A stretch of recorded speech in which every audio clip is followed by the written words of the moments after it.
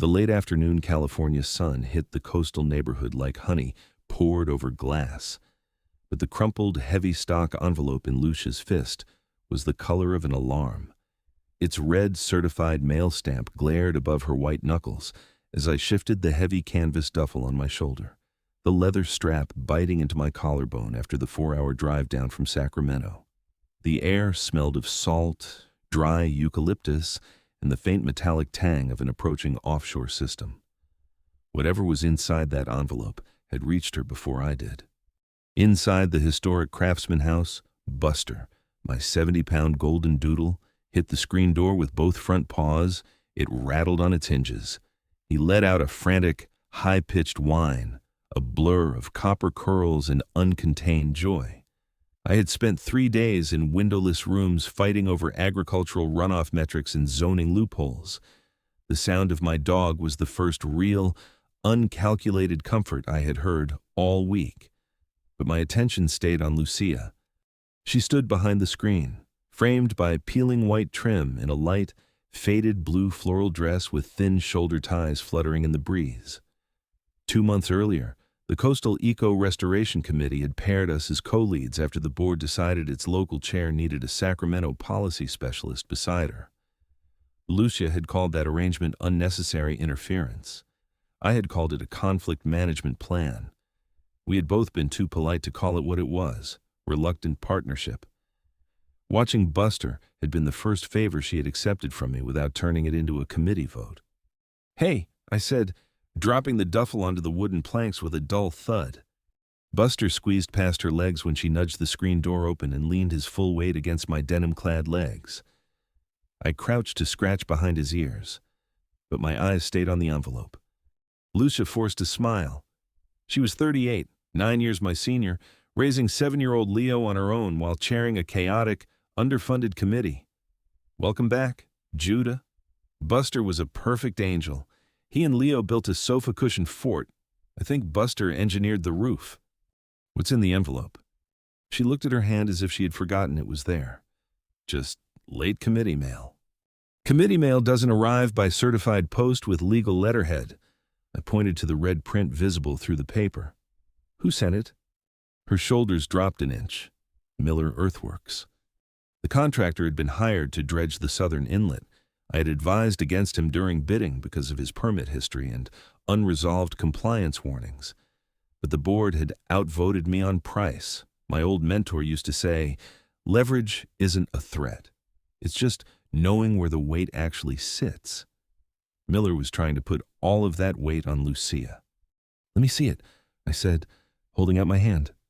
Her chin lifted, and the envelope shifted behind her hip. "I signed the vendor contract. I'll handle it. You just got back." "I believe you," I said. "I don't trust Miller's version of anything, and I don't trust memory once a contract has been weaponized. I need the letter, the site minutes, the call log, and every written change order. So you think I missed something?" "I think he hopes both of us did." I kept my palm open. "We're co-leads. You can hand it to me, or you can read it while I take notes." The tension in her shoulders eased by a fraction. She placed the warm, crumpled paper in my palm. The demand sought $50,000 in unforeseen project overruns. It threatened a mechanic's lien against the inlet project property and a separate breach of guarantee claim against Lucia because she had signed as primary guarantor during an administrative panic. Miller could not place a mechanic's lien directly on her unrelated house, but a guarantee lawsuit and judgment could still endanger the mortgage, the committee, and her custody record. "He says you approved the expanded dredging perimeter last Tuesday," Lucia said. Then she met my eyes. "Did you authorize it?" The question stopped me harder than an accusation shouted across a room. "No." At 2:27, I told him his silt barriers were out of compliance and no expansion would be considered without a written change order. Elena Ruiz recorded it in the committee minutes. The site gate log in my call history will put me there for 12 minutes. Lucia's fingers loosened from her ribs. "The board is panicking.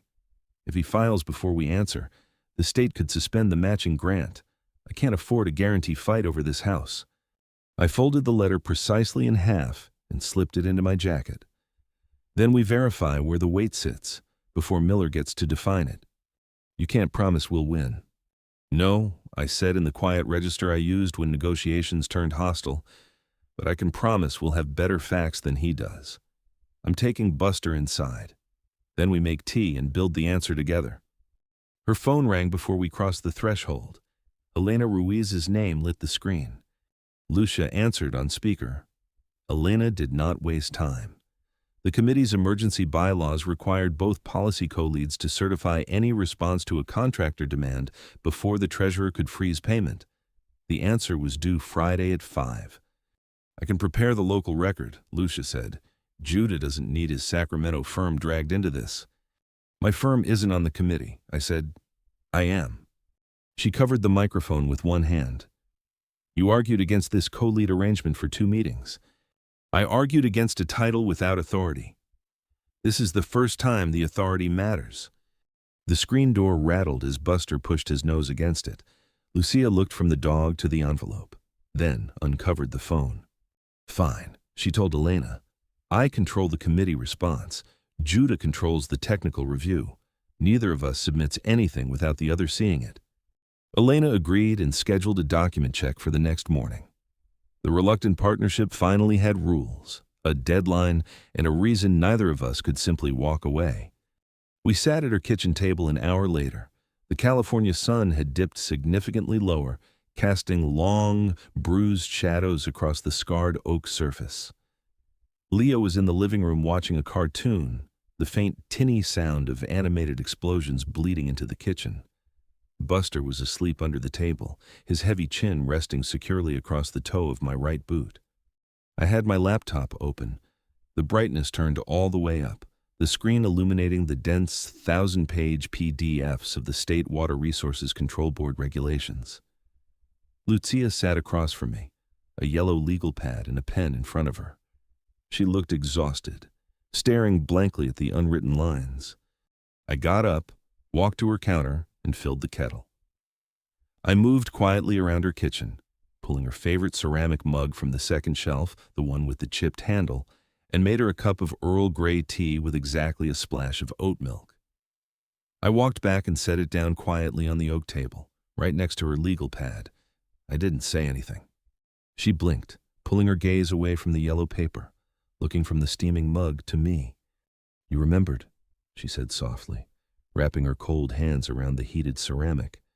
I pay attention, I replied, sitting back down and turning my screen slightly toward her. Look at this.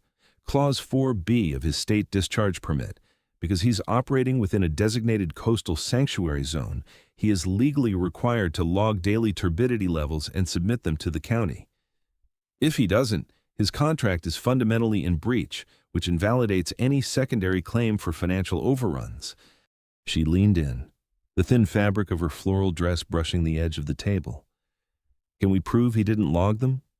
I don't have to, I said, typing a rapid series of commands to pull up the public county registry portal. He has to prove he did. And knowing Miller's operational history, his paperwork is mostly a work of fiction. She rubbed her temples, closing her eyes. The tea sat untouched. My ex-husband called this morning. Mark. I stopped typing. My fingers hovered over the keyboard. The air in the kitchen suddenly felt a little thinner, the temperature dropping a few degrees. Why? He has a friend on the city council. He heard about the threat of the lien, she said, her voice tight, brittle with suppressed panic. He sent me a dozen screenshots of my own emails from a year ago, back when I missed a mortgage payment during the absolute worst part of the divorce. He said if I lose this house because I'm playing at reckless community projects, he's taking me back to family court for primary custody of Leo. My stomach dropped, a cold, heavy stone of dread. But I kept my face entirely neutral. I stared at the screen, controlling my breathing. That was the real threat. It wasn't just municipal money. It wasn't just a house. It was her son. I looked at the breast pocket of my jacket hanging on the chair, where the crumpled envelope sat. It wasn't just paper anymore. It was a weapon. He's trying to control you, I said quietly, keeping my eyes locked on hers. "He's succeeding," she whispered, a single tear escaping and tracking down her cheek before she aggressively wiped it away. I reached across the table. I didn't touch her hand. I wouldn't cross that physical line when she was this vulnerable. But I tapped the legal pad right next to her trembling fingers. "No, he's not. Leverage isn't a threat, Lucia. It's just knowing where the weight sits. Right now, Miller thinks he has the weight. Mark thinks he has the weight. But neither of them knows state environmental code, and neither of them has me sitting at their kitchen table." At 8:10 the next morning, I drew 3 boxes across Lucia's yellow legal pad and wrote a deadline above each one. "Preserve, verify, hold. The claim can reach the clerk by 5 on Friday," I said. "Before then, we preserve every message and site record, obtain the certified surveys, and file a temporary contractor hold. If one box fails, we still have the other 2. Lucia sat opposite me with the committee minutes, while Buster slept under the table and Leo colored a picture of the inlet beside us. Elena Ruiz, the board treasurer, joined by video and read the Tuesday minutes aloud. At 2:27, the record showed my objection to the perimeter expansion. At 2:31, Miller had ended the call without approval. Lucia watched me enter the timestamps into an evidence index. "You really did think I missed something." "I thought all of us might have." I turned the laptop toward her. "You found the minute entry. I found the permit conflict. Elena found the payment schedule. The verification works because it belongs to all 3 of us." Her pen stopped tapping. Then she wrote the first exhibit number herself. "We built the index in alternating columns. Lucia matched every invoice to a board authorization. I matched every authorized task to the permit map." She found a handwritten notation beside the dredging budget. Price includes compliant barriers that Miller had omitted from his demand packet. I found the same language in the procurement addendum. At 1:15, I asked her to verify the call log again. "You already checked it twice. 3 sources make it evidence, 2 sources make it an argument." Her eyes narrowed. For a second, the old friction returned, the local chair being tested by the younger consultant from Sacramento. Then I pushed the keyboard toward her. "You run the verification," I said. "If my chronology is wrong, strike it." She checked the carrier record, the gate log, and Elena's minutes. My timestamp held. Lucia drew 1 clean line beneath the entry and labeled it Exhibit 4. "Verified," she said. The word did more than end the disagreement. It turned my caution from a judgment on her into a method she controlled. By noon, we had a dated chronology, a preservation request for the contractor's change order files, and a draft application for a temporary payment hold. At 12:46, Commission Officer Helen Shaw replied that the filing needed the original certified site surveys before the records counter closed Thursday at 5. The next constraint had a clock. On Thursday morning, while I ran the final check, Lucia's phone chimed on the counter. She read the screen once, then set the device down too carefully. "What is it?" "A private email I sent Elena 2 weeks ago." Her thumb pressed against the edge of the phone until the skin blanched. Someone forwarded it to Miller. He sent it to the whole board and the city liaison. The email admitted that the committee could not absorb major emergency costs. Miller's cover note claimed Lucia had invented the regulatory dispute to avoid a bill she already knew she could not pay. I plugged her phone into my laptop without opening the attachment. "First, preserve the original message and headers. Elena will ask City IT to freeze the board accounts. Second, we get the certified surveys before 5. Third, Helen receives the temporary hold packet before Miller files his guarantee claim." Lucia stared at the 3 boxes on the legal pad. "You make panic look like office supplies. Office supplies are underrated." The joke did not earn a smile. Her next notification came from Mark. He says he's filing for emergency custody on Monday. She lowered herself into the chair. He attached screenshots from the year I missed a mortgage payment. He also told me to use the gray access card from our old joint emergency account if I need legal fees, which means he can monitor every dollar. The phone slid from her fingers and struck the oak table. She folded forward until her forehead rested in both palms. The kettle clicked off behind us. I should pay Miller, she said. I can drain my retirement. I can't lose Leo. You don't understand, she added before I could answer, lifting her head. You're 29. You have a brilliant career and no child depending on you. I'm 38. And one bad decision can follow me into family court. She repeated my age as if 29 were evidence that I could not read a mortgage statement or understand a custody threat. I moved around the table but stopped 3 feet away and knelt so she did not have to look up at me. I'm not asking you to gamble. The next steps are documented. Do you want to present the contractor terms while I handle the technical violations, or do you want me to lead both? Her breathing slowed enough for her answer to come cleanly. I present the terms. You prove the breach. Good. Now choose the first box. She looked at the legal pad. Preserve. Elena submitted the account freeze request to City IT at 10:18. Nia Patel, the city's evidence custodian, issued a preservation ticket and copied Lucia on the chain. At 10:42, the leak stopped being rumor and became a record under review. The coastal squall arrived before lunch.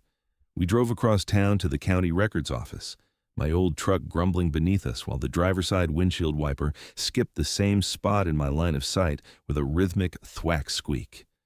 I can fix that, Lucia said, watching the rubber blade struggle against the rain. I know. I like it. It reminds me that nothing is perfectly engineered. Spoken like a true, insufferable policy wonk. I tried to keep the small smile on her face, without policy wonks. Who would write the thrilling 12-page addendums on soil erosion? The joke landed with all the grace of a dropped brick. My hands tightened on the steering wheel. Lucia laughed anyway, soft and warm over the heater and rain. You're terrible at self-deprecation, Judah. You literally don't know how to do it. Noted. At the records counter, Lucia signed the request with the heavy silver pen her grandfather had given her. When the clerk returned the certified surveys, the pen rolled from the folder and struck the tile. I caught it with the edge of my shoe before it reached a puddle tracked in from the lobby. I dried it, slipped it into a clear document sleeve, and put the sleeve inside the manila file. We'll need that again, I said. Helen Shaw stamped the temporary hold application at 4:47 and issued intake number RWQ 4187. The hold prevented Miller from enforcing the disputed overrun or guarantee until the commission reviewed the permit record. Outside, rain came down in sheets. Lucia shivered beneath the narrow concrete awning. I shrugged out of my heavy canvas jacket and held it toward her. I'm fine. It's 50 degrees and raining sideways. She resisted for 3 seconds, then accepted it. The sleeves hung past her fingertips as she pulled the lapels around her neck. Thank you. I nodded and ran for the truck in my soaked cotton shirt. Behind us, the records office clock turned to 5. All 3 boxes on the legal pad now had outcomes. By Friday afternoon, Nia's audit trail showed that committee member Graham Bell had forwarded Lucia's email from his board account to Miller. City Council Mara Chen placed the finding under formal review, suspended Graham's document access, and preserved the correspondence for the commission. The leak had a source. It also had consequences. The interim confrontation was scheduled for Tuesday morning at the Coastal Commission's downtown office. Before we entered the Coastal Commission's downtown office on Tuesday, I stopped beside the conference room door. Do you want to present the terms while I handle the technical violations, or do you want me to lead both? Lucia adjusted the cuffs of her structured blazer.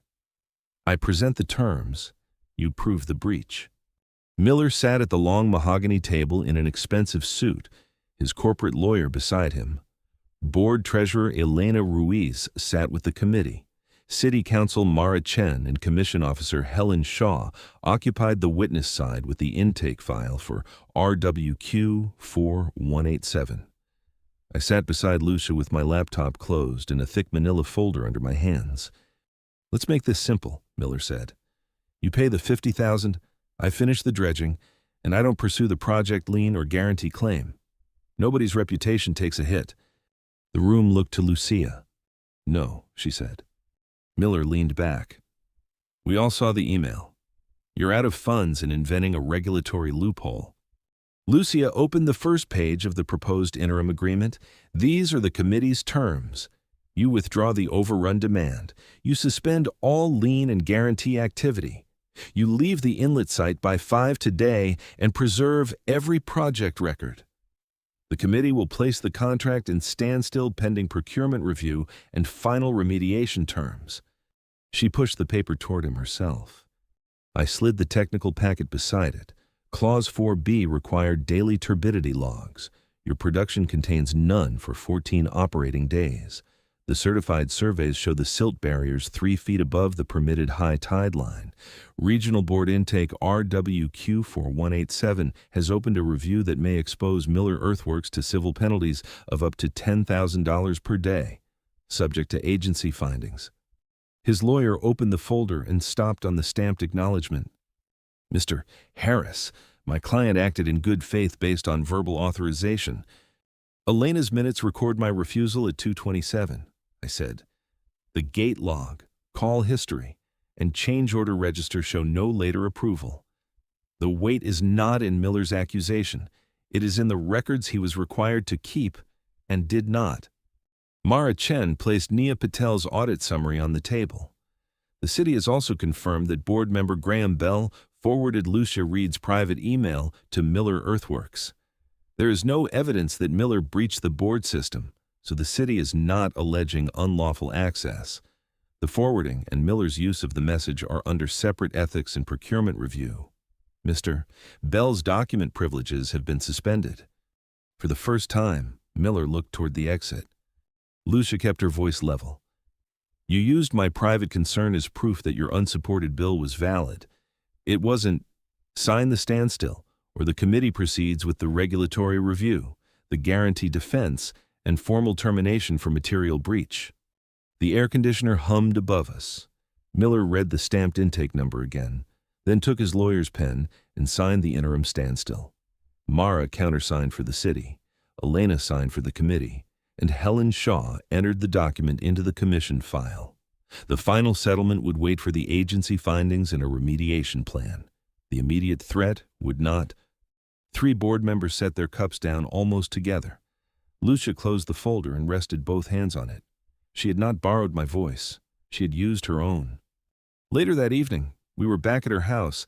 Leo was asleep down the hall, and Buster was snoring on the living room rug. I sat on the couch with an unread legal brief on my knee.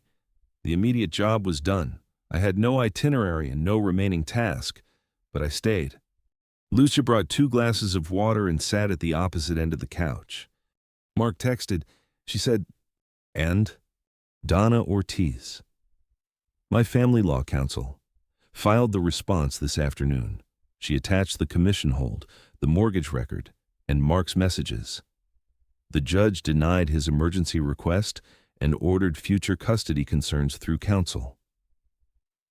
Lucia took the gray access card for the old joint emergency account from her cardigan pocket.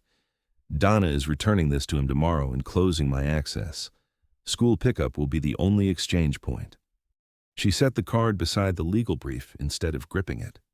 Nia also finished the audit. She continued. Graham admitted forwarding the email. The committee removed him from the document panel, and the city entered the finding in the procurement file. I let out a short breath. That is an efficient evening. You make panic look like office supplies. I'm learning. She reached into her other pocket and produced the brass spare key to my apartment, the one I had given her before Sacramento so she could reach Buster's specialized food. Do you want this back? Buster opened one eye from the rug. Not while he keeps hiding half his dinner behind your sofa cushions. Lucia's mouth curved. She folded her fingers around the key again. The conversation ended there.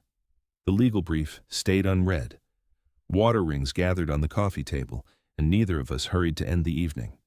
6 months later, the final settlement was signed at the restored Inlet Visitor Pavilion under a cold, clear coastal sky. The new contractor had completed the permitted dredging. The Regional Water Quality Control Board had approved the remediation report, and Miller Earthworks had released the $50,000 claim and Lucia's guarantee in exchange for a supervised cleanup bond. The state licensing unit placed Miller's firm on probation, and the committee adopted a written change order rule that required 2 signatures and a public log. Elena Ruiz arranged the settlement pages beside the window. Mara Chen stood as city counsel, and Helen Shaw carried the final commission acknowledgement. Leo waited near the front row with Buster's leash wrapped twice around his wrist.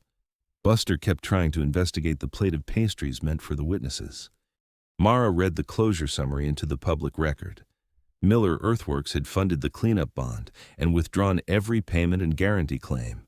Graham Bell had accepted formal censure and resigned from the committee after the audit established his forwarding trail.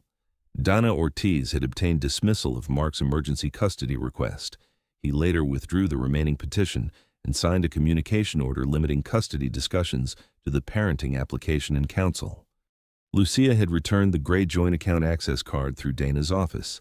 The new household account, mortgage, and committee records were hers alone. Mark still had opinions. He no longer had a financial window into her life. Helen handed Leo a copy of the Clean Water Report stamped, "Approved." He studied the seal with great seriousness before showing it to Buster, who attempted to lick the corner. Before Lucia stepped to the signing table, I opened the thick manila folder and removed the clear protective sleeve. "One item still in custody," I said. Her grandfather's heavy silver pen lay inside, dry and unmarked. Lucia looked from the pen to me. "You kept it all this time?" "You needed it for the final page." I placed it in her open hand. She closed her fingers around the familiar weight, then signed the final settlement, the remediation acceptance, and the permanent release of the guarantee claim. Mara, Elena, and Helen signed after her. The contractor dispute ended with witnesses, authority, and terms no one could reinterpret later. When the photographs were finished, Lucia moved to the small podium. "The inlet has a future because this committee stopped reacting to threats and started documenting where the leverage actually sat." She said, "Judah Harris will continue as our policy partner under the consulting schedule approved today." She held up the signed calendar agreement. The board applauded. I stayed beside the wall until Leo crossed the room and shoved a folded family calendar into my hand. "I already marked Buster weekends," he said. "Mom said you can argue about the other Saturdays." I was not informed this was a negotiation. "It's not," Lucia said, joining us. She placed a small brass house key on top of the consulting schedule. Elena was close enough to see it, and Leo was openly watching for my reaction. "This one opens our front door," Lucia said. "It doesn't belong to Mark, the committee, or any emergency account. It's mine to give." Buster sat on my boot as if adding his vote. I looked at Lucia, then at the key. "I asked you to watch my dog for the weekend." Her smile softened, but her voice stayed clear. "When you returned, who did you miss more?" I didn't offer a charming line or try to deflect. "You," I said. "It was always you." She took my hand in front of the people who had watched her defend the project and placed the key in my palm. On the drive home, coastal rain swept across the highway. Lucia read in the passenger seat while Leo argued with Buster over the back seat. The driver's side windshield wiper missed the same strip of glass with its familiar thwack squeak, and Lucia reached blindly toward the center console until her fingers found mine. The wiper missed the same strip, but with Lucia's hand in mine, the weight finally sat where it belonged. The end. Closing thoughts. Trust grows when people replace panic and control with clear facts, honest boundaries, and practical follow-through. A healthy partner protects your agency instead of taking over. Judah offered choices, and Lucia made the decisions that changed her life. Would you have trusted the evidence or paid Miller to make the threat disappear? Please like and subscribe so we can share more stories like this.